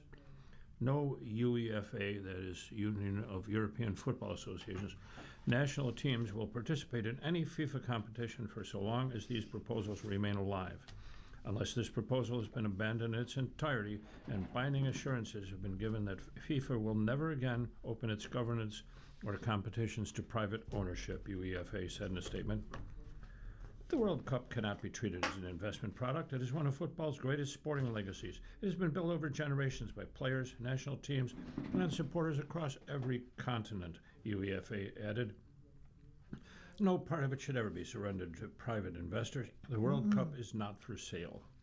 A spokesperson for the English FA backed the decision, stating the organization stands shoulder to shoulder with our European allies. The Asian Football Conference, or Confederation, AFC, and CONCACAF, I had to look that one up, CONCACAF, that is the Confederation of North, Central American, and Caribbean Association Football, also strongly criticized FIFA earlier, saying they were not consulted in the process.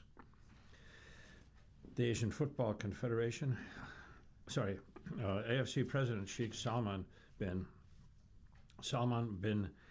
Ibrahim Al Khalifa, branded FIFA's lack of consultation over its plan to sell stakes in the World Cup to private investigators as totally unacceptable, saying the move undermined the sport's existing continental structure.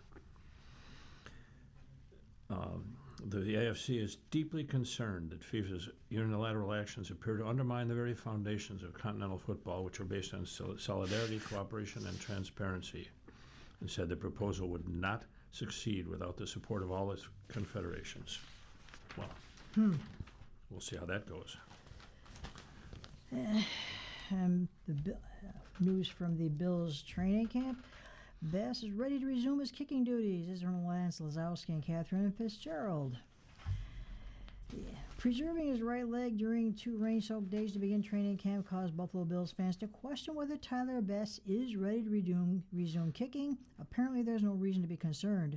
Speaking to reporters for the first time since last fall, Bass said Thursday following practice at St. John Fisher University that he's healthy and prepared this offseason to be the Bills kicker in 2026.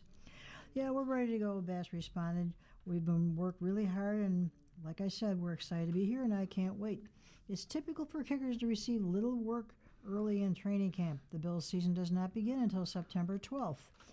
There's no reason for Coach Joe Brady and special teams coordinator Jeff Rodgers to add to Bass's workload in late July.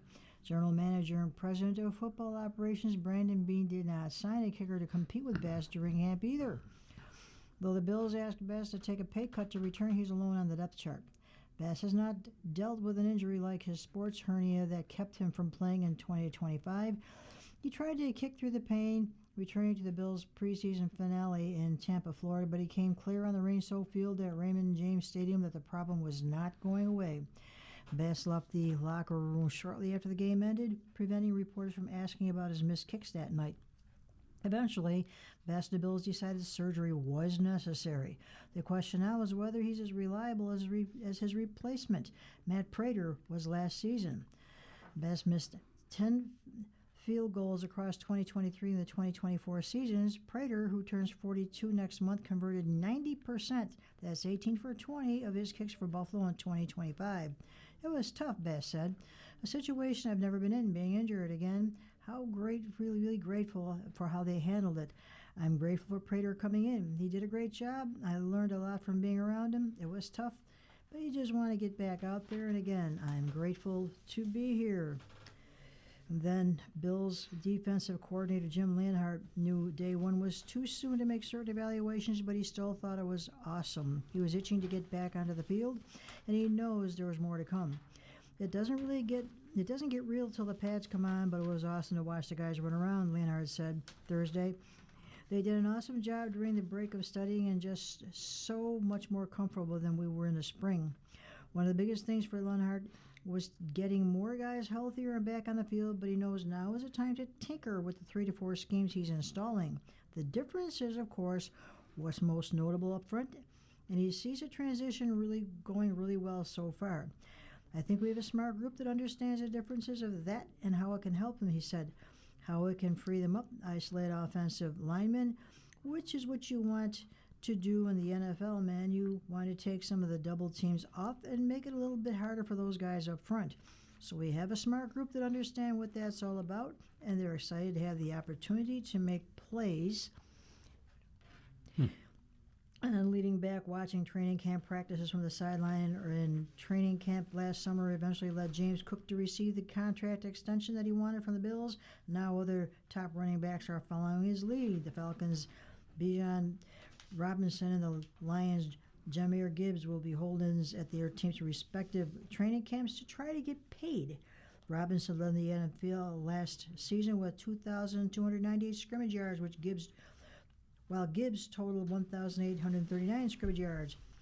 Go for it, Cook said. Get your money. Well, it's 34 minutes past the hour. You're listening to a reading of today's Buffalo News on your Niagara Frontier Radio reading service. Time for some advice.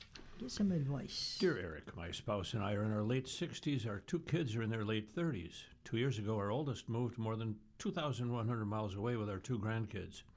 They have been talking about it for quite a while. Then, out of the blue, our youngest child moved more than 800 miles away 6 months later. We don't have much family near us. We're retired and have a second home in the same state as our oldest is living in, and our youngest fiance's family lives there too. We are thinking about moving permanently to be closer to our oldest and to grandchildren. We would even see our younger child more.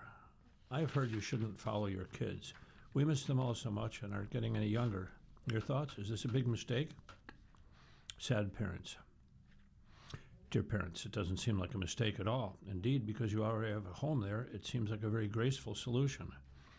The advice about not following your kids is often about not abandoning your life and support systems and assuming your kids will fill in the gaps. It requires a bit more nuance. All of it boils down to clear communication and clear expectations. It's natural to want to be with family, and when your situation changes or your priorities change, it's natural to want to respond to that change.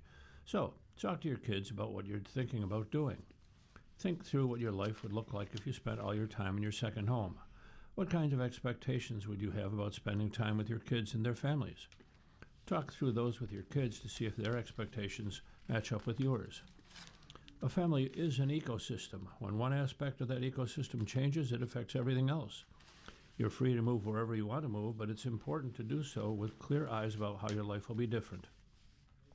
It'll also help to think about what you can do to fill out your schedule and your support system should you choose to move permanently. It's good to talk about this with your kids as well, so they don't assume you'll be babysitting 24/7, or they don't assume they'll have to entertain you all of the time. Okay?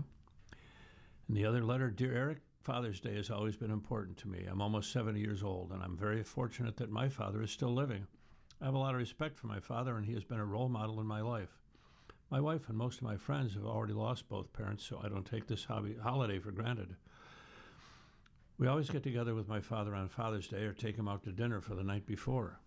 We also give him a card and a small gift, which he appreciates.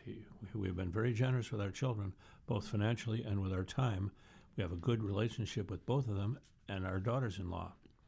Our two sons, who are also fathers, celebrate with their own families but don't seem to recognize its importance to me.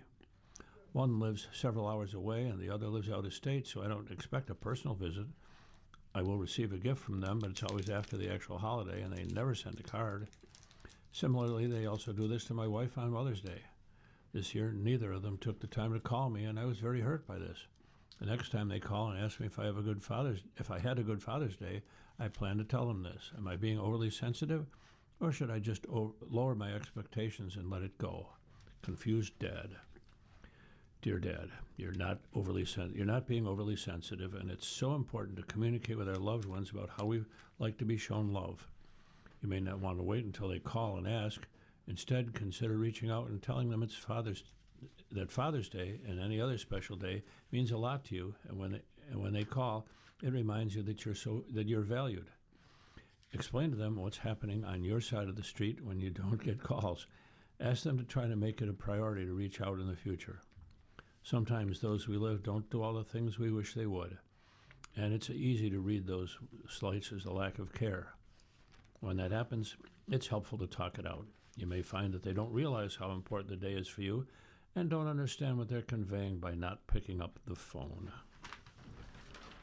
Well, Let's move back to the front page with an analysis from Samia Nakul and Timur Azari of Reuters. As the Iran war escalates again, Gulf Arab states are looking to China, not Washington, to use its economic leverage over Iran to open the Strait of Hormuz and Red Sea, testing how far Beijing is able and willing to pressurize Tehran. The Gulf push for a bigger Chinese role is driven by growing frustration, Gulf sources say. The war launched with U.S.-Israeli attacks on Iran on February 28th has hurt their regional foe, but has also restricted their vital energy exports and, to varying degree, put them in a firing line. With Iran and its allies threatening the Bab el-Mandeb waterway in the Red Sea as well as Hormuz, Gulf states have sought Beijing's help, conscious that the war has exposed the limits of American power, three regional sources say.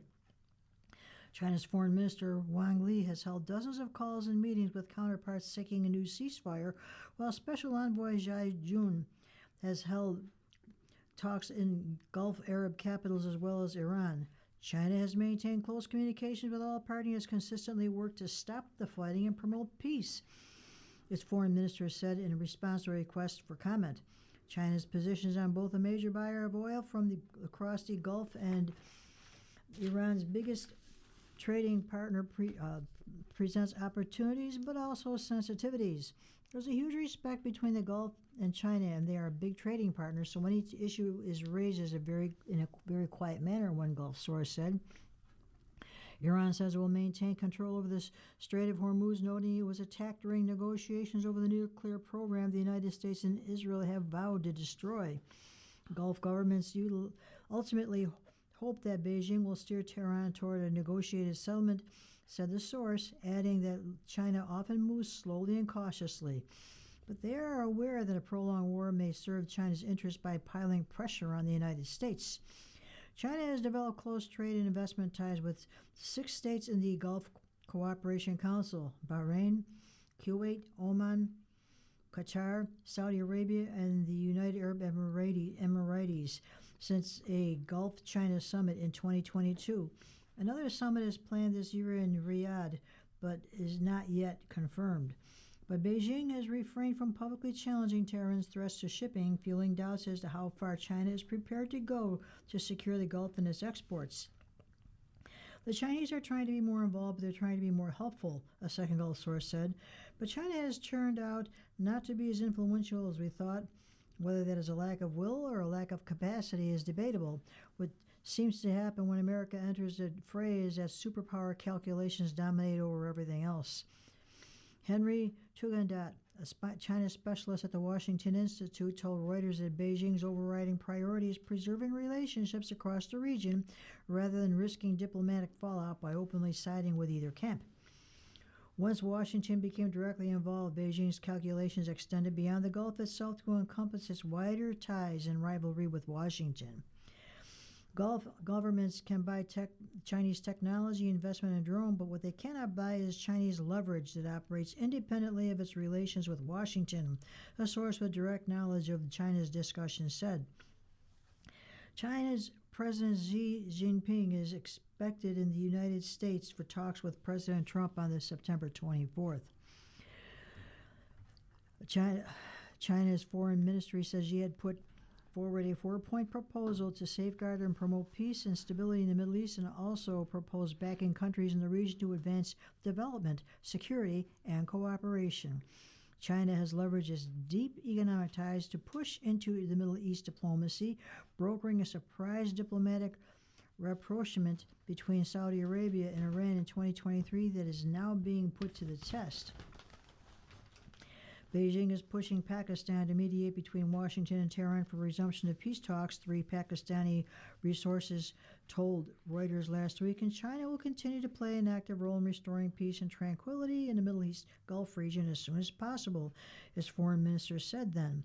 They've also had direct talks with Yemen's Houthi movement to enable its tankers to sail through the southern Red Sea without being attacked after the Iran-aligned militia pledged to prevent access to Saudi ports, 6 sources with the knowledge of the matter said this week, and China's transport minister did not respond to a request to comment on that. And Anna Borshevskaya,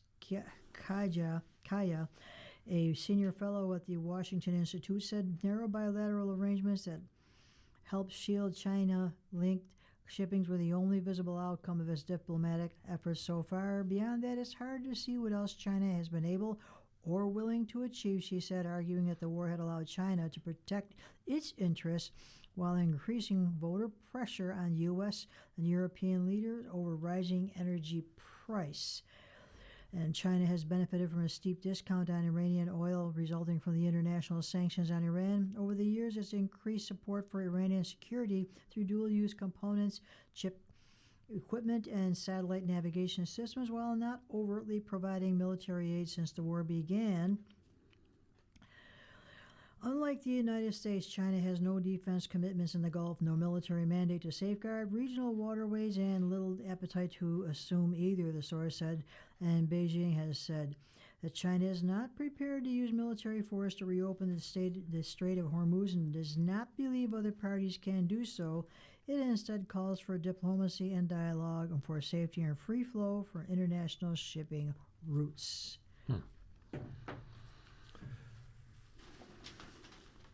As the Los Angeles Times reports, Trump is running out of time to fix economic woes before the midterms.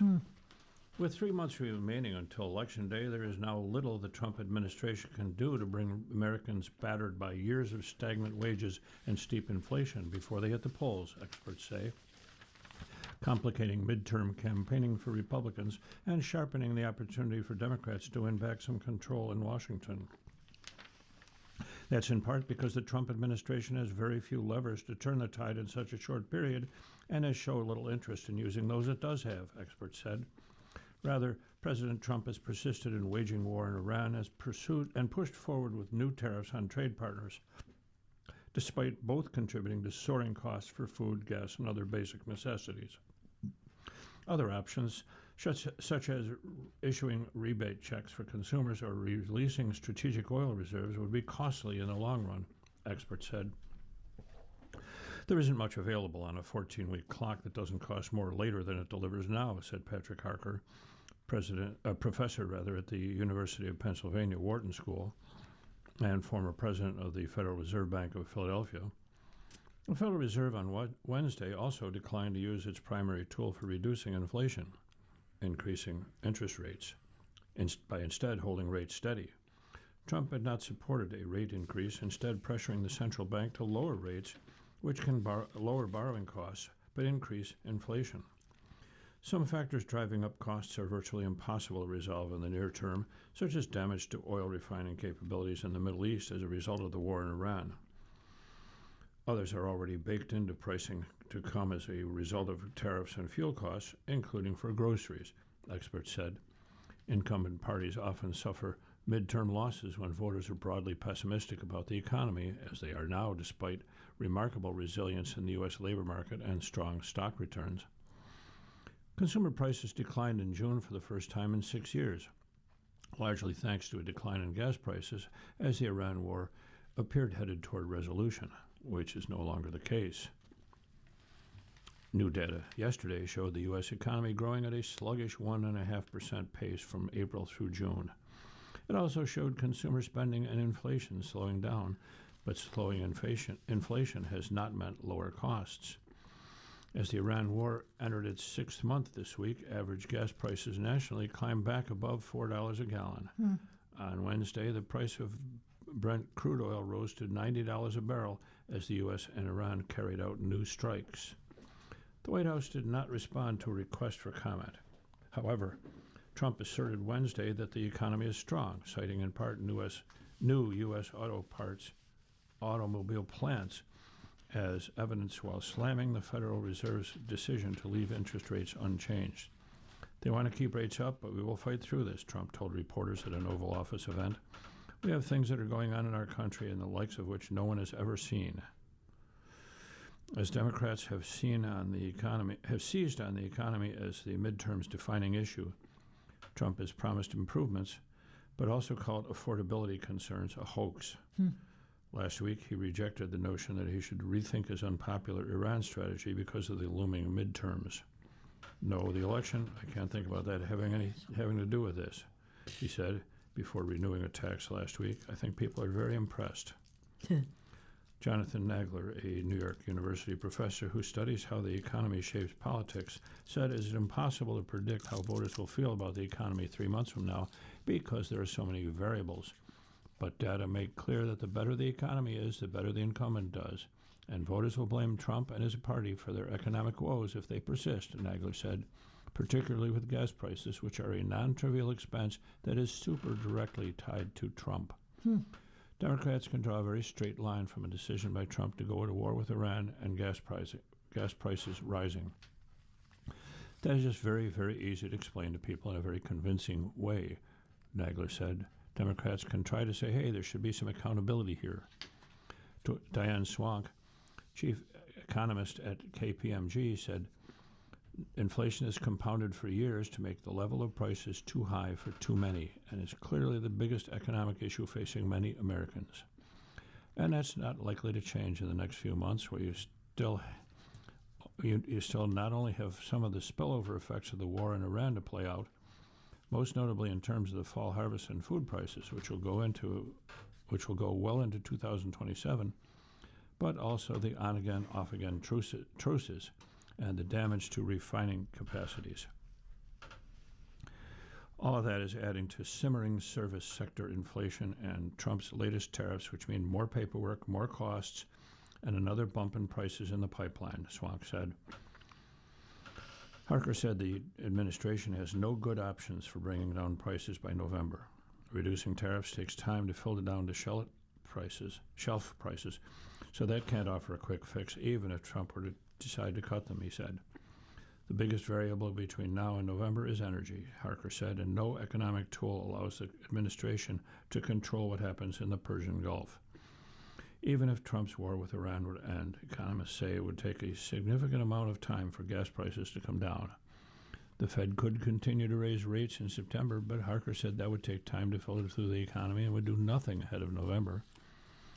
On the campaign trail, Trump promised to immediately reverse the disastrous effects of Biden's inflation and rebuild the greatest economy in the history of the world, one where incomes will skyrocket, inflation will vanish completely, jobs will come roaring back, and the middle class will prosper like never, ever before. Yeah.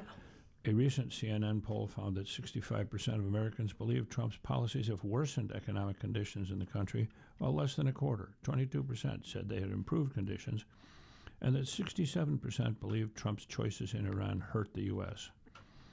The poll found Trump had a 34% approval rating, matching a career low from the end of his first term, and that his support fell even lower on key issues, at 28% on Iran, 25% on inflation, and 21% on gas prices.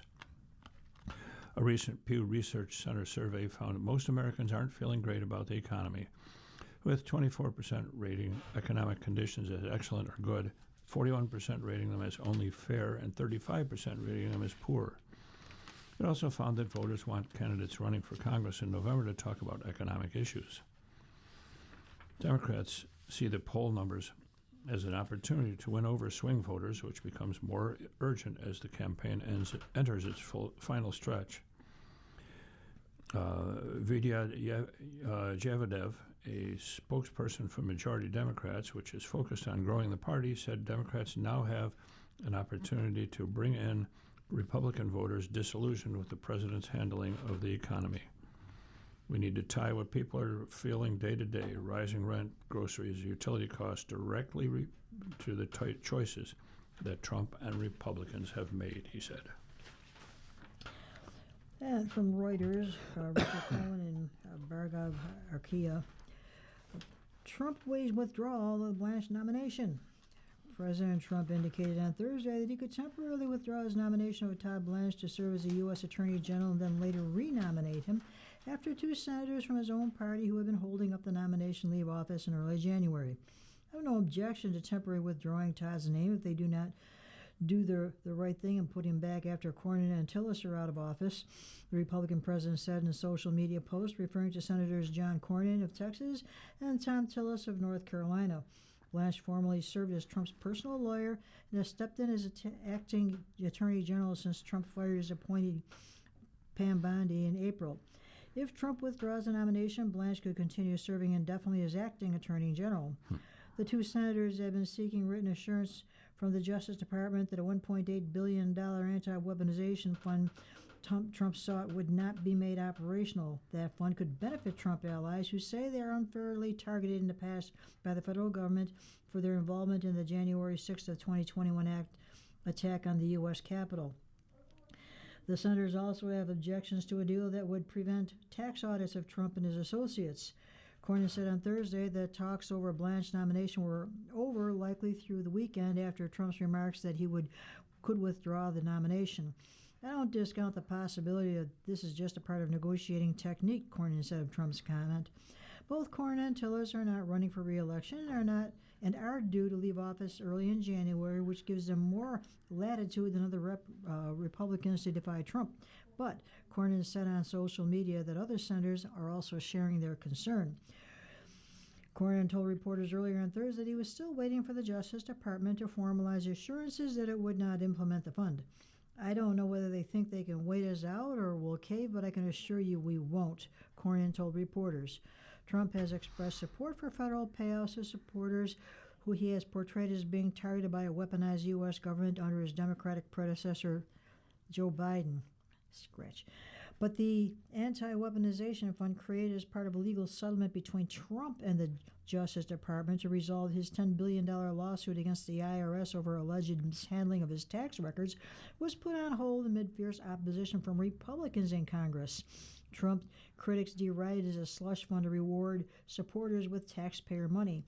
And Trump last year gave executive clemency to his supporters who were prosecuted for their roles in the January 6th riot. So, well, it looks like we're coming to the end of our time here. And I'm going to take a real quick look at a comic here. Ed Beetle Bailey. He's talking to a fellow recruit saying, "Why did you enlist?" And he said, "I was homeless living on the street, and now I'm still living in a tent." What do you think, Don?